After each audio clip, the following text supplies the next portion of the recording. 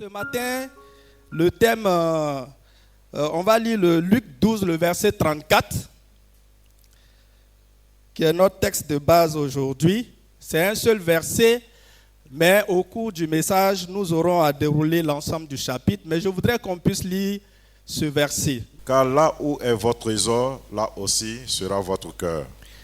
Alors, donc, quand on prend le chapitre 12 et qu'on regarde dans les, on va dire les 11 premiers versets, on va s'apercevoir que dans cette première partie, le Seigneur Jésus, comme à son habitude, est en train de donner divers enseignements. Donc, il va commencer par parler du fait que il ne faut pas que les disciples qu'ils se gardent du levain des pharisiens, qui est l'hypocrisie, etc. Il va aborder plusieurs thèmes de cette façon. Et pendant que le Seigneur Jésus est en train de donner cet enseignement, il y a une foule qui vient s'attrouper autour de lui. Et donc, cette foule qui est auprès de lui, au sein de cette foule, il y a quelqu'un qui, à un moment donné, va lancer un appel au Seigneur Jésus. Et il va dire au Seigneur Jésus, Maître, dis à mon frère de partager avec moi notre héritage. Vous voyez?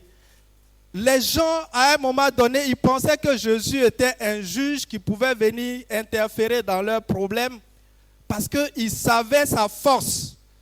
Et donc lui, dans la foule, il va solliciter le Seigneur Jésus pour que le Seigneur intervienne dans la résolution de son problème d'héritage.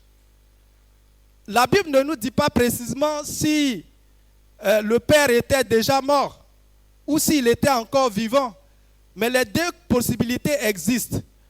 Mais sûrement, s'il a interpellé le Seigneur Jésus, ça veut dire qu'il y avait un problème dans le partage. Ça veut dire qu'il y a une personne qui voulait avoir plus que l'autre. Et il interpelle le Seigneur Jésus qui est juste pour que le Seigneur Jésus vienne et qu'il puisse lui faire justice. Vous vous souvenez de l'histoire du fils prodigue?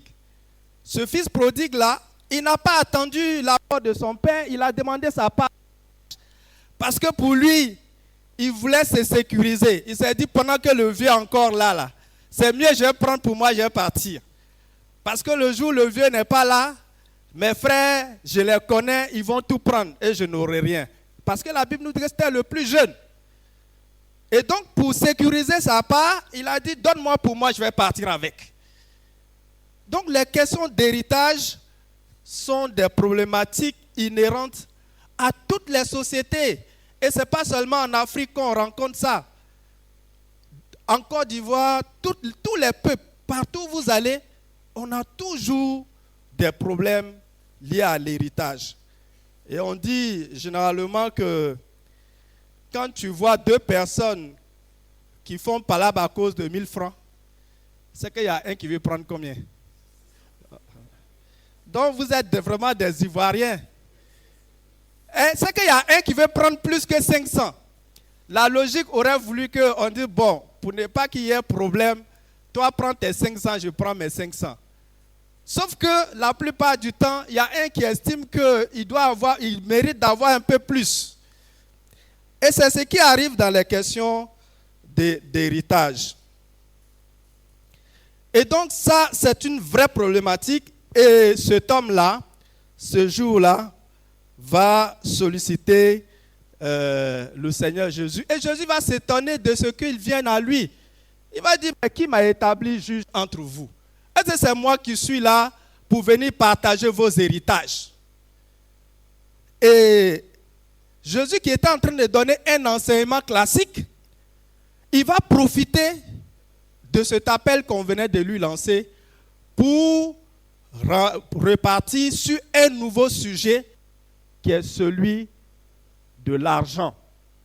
Et c'est comme ça qu'il arrive à cette conclusion qui est notre thème de ce matin, car là où est votre trésor, là aussi sera votre cœur. Et donc la question qu'on est amené à se poser ce matin, c'est de savoir quelle est notre relation aujourd'hui avec les richesses, nous qui sommes dans ce temple, et quelle est notre relation avec le trésor. Et la question qu'on peut se poser aussi, c'est notre trésor, il est où? Pour bien éclairer, vous voyez, le Seigneur Jésus, c'est un vrai pédagogue. Hein? Pour bien éclairer toujours son auditoire, il aime prendre des paraboles. Parce que quand il prend une parabole, ça a l'avantage de clarifier les choses. Et donc, au verset, à partir du verset 13 jusqu'au verset 21, Jésus va donner la parabole du riche insensé. Il est écrit, quelqu'un dit à Jésus du milieu de la foule, « Maître, dis à mon frère de partager avec moi notre héritage. » Jésus lui répondit, « Ô homme, qui m'a établi pour être votre juge ou pour faire vos partages? » Puis il leur dit, « Gardez-vous avec soin de toute avarice, car la vie d'un homme ne dépend pas de ses biens, fut-il dans l'abondance. » Et il leur dit cette parabole. Les terres d'un homme riche avaient beaucoup rapporté. Et il raisonnait en lui-même, disant, « Que ferai-je? Car je n'ai pas de place pour serrer ma récolte. Voici, dit-il, ce que je ferai. J'aurai mes greniers, j'en bâtirai de plus grands, j'y amasserai toute ma récolte et tous mes biens. Et je dirai à mon âme, tu as beaucoup de biens en réserve pour plusieurs années. Repose-toi, mange, bois et te réjouis. » Mais Dieu lui dit, « Insensé, cette nuit même, ton âme te sera redemandée, et ce que tu as préparé, pour qui cela sera-t-il? » Vous voyez le discours de ce monsieur. Voilà un monsieur qui a fait un grand chant. Et vous savez, un grand chant là, au temps de nos parents, on dit c'est le chant du vieux. Mais quand vous arrivez dans le chant du vieux, là, vous allez voir plein de ses neveux qui y travaillent.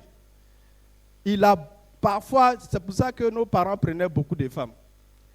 Il a sûrement beaucoup d'enfants aussi. Donc si vous faites la somme des enfants, des neveux qui sont dans le chant, plus les femmes, ce n'est pas lui seul qui a fait le chant. C'est un chant qui a réussi.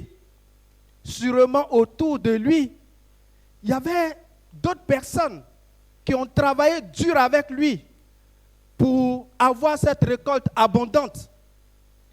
Mais est-ce que quand on lit ce passage, la formulation de ce que dit le monsieur, est-ce que ça laisse entrevoir qu'il y a quelqu'un même qui était avec lui qui l'a aidé? Même sa femme, même, il ne l'évoque même pas. Il dit mon âme. Vous voyez, quand on compte le nombre de fois où il dit le je et le mon, là, il y a au moins 13 fois dans cette petite portion de passage. Et vous voyez, il n'a même pas pensé à ces gens qui ont travaillé avec lui.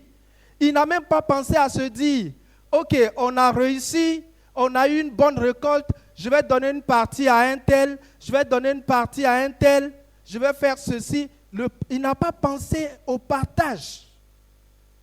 Et c'est ce qui fait que ce monsieur-là est venu demander à Jésus de l'aider à faire le partage. Parce que c'est comme ça qu'on agit comme ce riche-là. Il a pris ici l'opposé d'Abraham, Quand Abraham est parti en guerre et qu'il a remporté la guerre, il est venu, on nous dit qu'il a donné sa dîme à Melchisédek, à ce sacrificateur qui n'a ni généalogie ni père. Mais lui, il a réussi. Il n'a pas pensé à ceux qui ont travaillé avec lui. Il dit lui, lui, lui et lui, jusqu'à la fin, c'est lui. Et donc, face à cette situation, le Seigneur Jésus va donner un certain nombre d'instructions. En fait, il va donner, on va dire, les raisons qui ont poussé cet insensé à agir de la sorte. Quand on lit la suite du passage après la parabole, c'est là qu'on voit que le Seigneur Jésus va revenir sur les questions de nourriture. Et il va dire au verset 23, « La vie est plus que la nourriture et le corps plus que le vêtement. » Et c'est comme ça que le Seigneur Jésus va dérouler pour après parler du fait que nous devons chercher premièrement le royaume et la justice de Dieu. Parce que le Seigneur Jésus s'est rendu compte que à force de vouloir avoir ces choses, ça crée en nous tout le temps des soucis. Et on est tout le temps inquiet. On est inquiet. On a des inquiétudes tout le temps. On a des AVC à n'en point finir. Parce que tout notre être là, c'est sur les biens matériels. C'est ce qui fait qu'on a beaucoup d'AVC aujourd'hui. Parce que tu cours tellement. Et je pense que le frère David, dans son dernier message, nous a interpellés là-dessus. La course effrénée vers les gains de ce monde font que on a du mal à être en bonne santé. Jésus nous dit ceci, car toutes ces choses, ce sont les païens du monde qui les recherchent. Votre Père sait que vous en avez besoin. Cherchez plutôt le royaume de Dieu et toutes ces choses vous seront données par-dessus. Comme je disais, malheureusement, nous les chrétiens, on n'est pas différents. Et Jésus nous interpelle, il dit, ce sont les païens qui recherchent ça. Est-ce que nous sommes des païens? Je pense que depuis le début de l'année, le Seigneur, par la voix de son serviteur, nous a instruits sur le fait que nous avons été sanctifiés. Nous avons été sanctifiés et mis à part. Nous sommes devenus de nouvelles créatures. Mais est-ce que nous vivons réellement dans ce statut? Parce que si nous avons encore à nous soucier comme les païens, cela pose un véritable problème. Et donc, Jésus va nous donner des conseils sur comment nous devons placer notre argent. Parce que ceux qui sont tout le temps soucieux, là, c'est parce que pour eux, c'est ici, là, sur la terre, qu'ils veulent placer leur argent. Leur placement d'argent, là, c'est ici. Comme ce paysan qui a eu une grosse récolte et qui s'est dit, je vais placer ça ici, je vais placer ça ici, je vais placer ça là-bas. Mais le Seigneur nous dit que si tu places ton argent sur la terre, il y a les voleurs, il y a la teigne, il y a la rouille, il y a etc., il y a etc. La dernière fois, on me racontait l'histoire d'un vieux qui est mort de paludisme. Et quand il est mort, et qu'on est venu le prendre pour aller le laver, il y avait la somme de 3 millions sur lui. Et on est sûr que quand on lui a dit d'aller à l'hôpital, il a dit qu'il n'a pas l'argent. Il dit qu'il n'a pas l'argent. Maintenant tu meurs là, et puis on vient voir 3 millions sur toi attachés. Vous voyez comment c'est assez cruel. Parce que lui, c'est là-bas, il place son argent. Où est-ce que tu places ton argent? Quand il y a eu l'histoire des agro-business là, il y a eu 2 histoires de placement d'argent en Côte d'Ivoire. Il y a eu d'abord les placements d'argent où on a dit tu donnes 100 francs, on te donne 200, etc. Quand le vent de ça est passé, ils sont revenus à une nouvelle technique. On dit agro, cette fois-ci là, tu cultives. Sauf que tu n'as jamais vu le champ. On vous dit, on cultive du poivre, on cultive ceci, tu donnes ton argent, on va cultiver. Quand on est venu me parler de ce projet, parce que bizarrement, les banquiers là, il y a beaucoup de banquiers qui se sont fait avoir dans cette histoire. Et les gens sont venus me voir des collègues. Ah, les Yémés ont dit. Je suis venu à la maison, j'ai réfléchi, j'ai dit bon, l'affaire là, ça semble être une bonne affaire, hein? Parce que cette fois-ci, c'est quand même des champs. Après, il y a quelque chose qui est passé dans mon esprit. Et puis, j'ai dit, mais à chaque fois, on parle des champs. Mais sauf que on n'a jamais vu les champs là en question. Parce que le sujet est tellement d'actualité que je pense que la RTI nous aurait montré des grands champs en Côte d'Ivoire où on faisait ces cultures. Sauf qu'on n'a jamais vu ces champs. J'ai dit, l'argent de Dieu, là, ça ne vient pas aussi facilement comme ça. Il a dit, il faut travailler. Donc ça, là, je n'y rentre pas dedans. Quelques instants après, ils ont perdu leur argent. Donc quand tu places mal ton argent, tu finis par le perdre. Et voici ce que le Seigneur Jésus nous conseille et ce qu'il dit.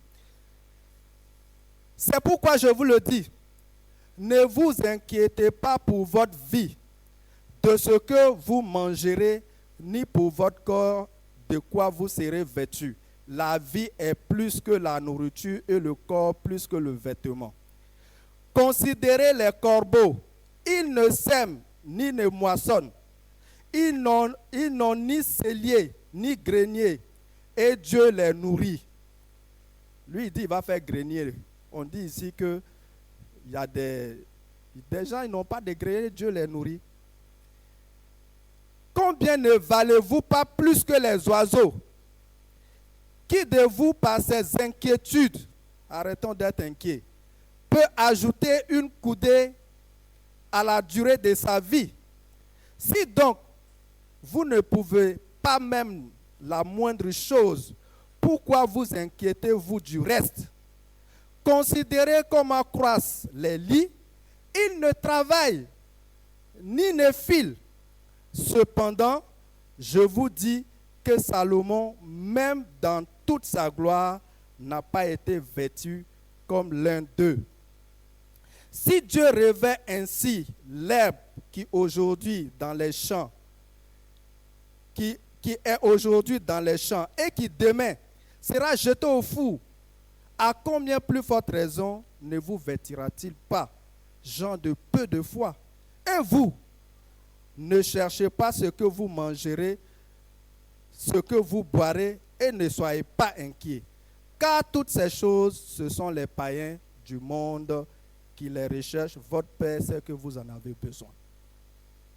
Amen.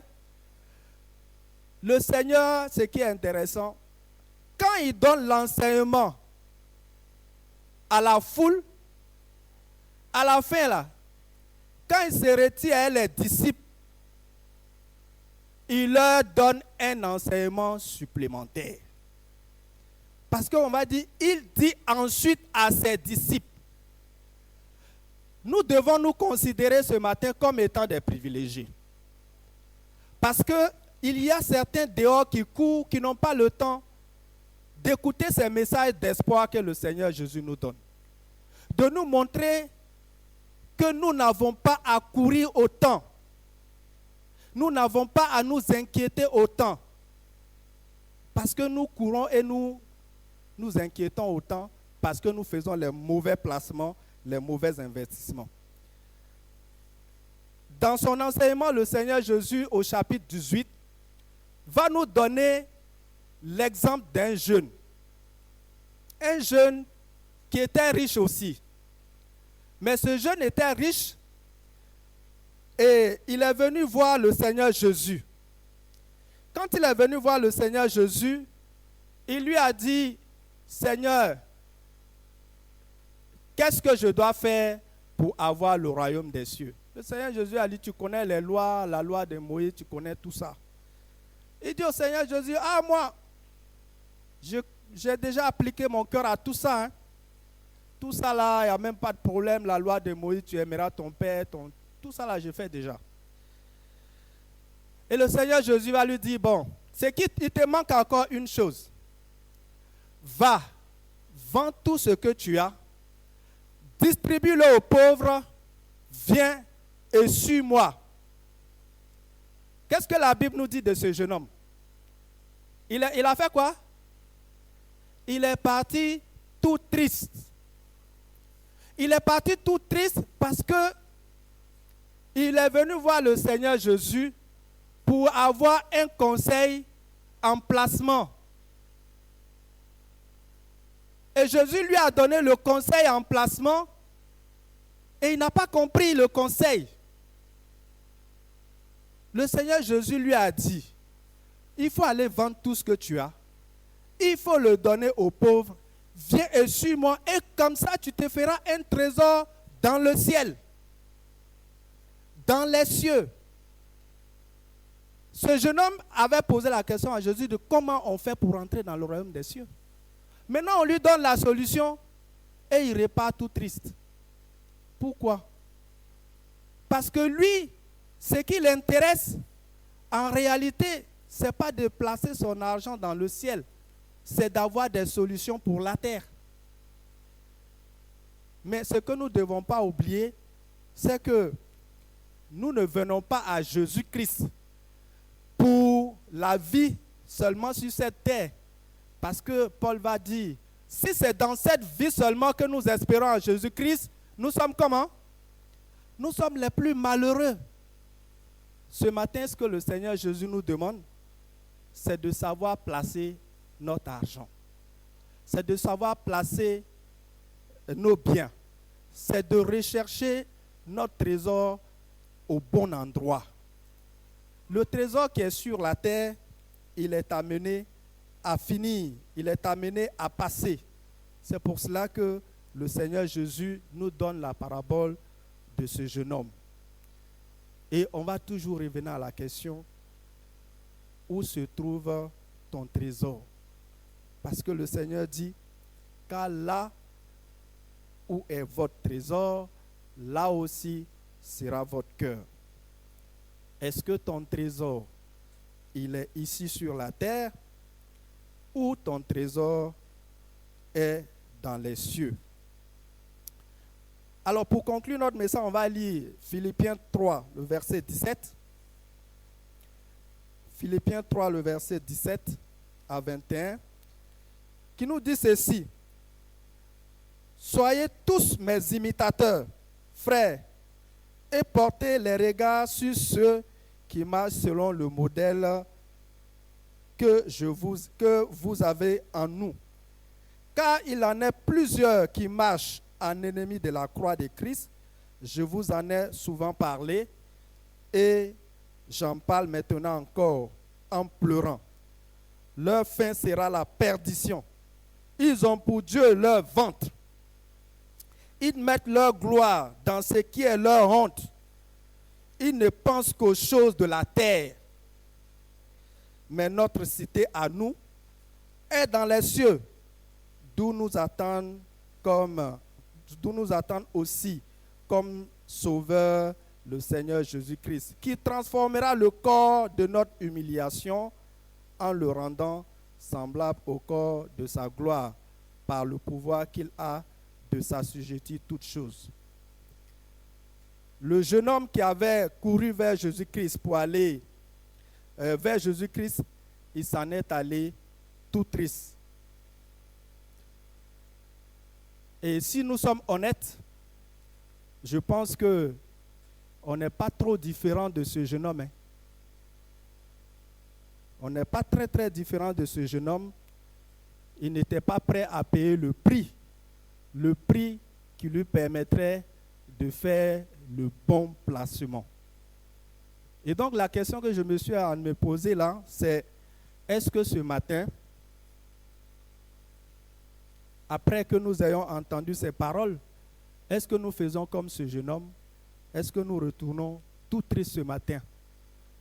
Qu'est-ce que tu poursuis de tout ton cœur en ce moment? Est-ce qu'il y a quelque chose auquel tu es très attaché qui fait que tu as oublié que ton trésor est dans le ciel, est dans les cieux?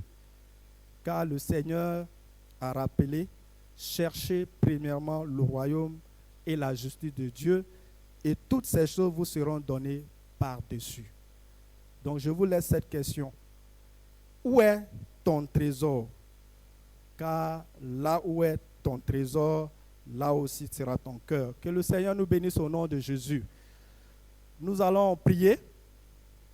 On va prier pour que le Seigneur nous aide à faire les bons placements, à placer notre argent, notre richesse dans le royaume des cieux et non pas à nous inquiéter pour notre vie sur la terre. On va prier pour cela.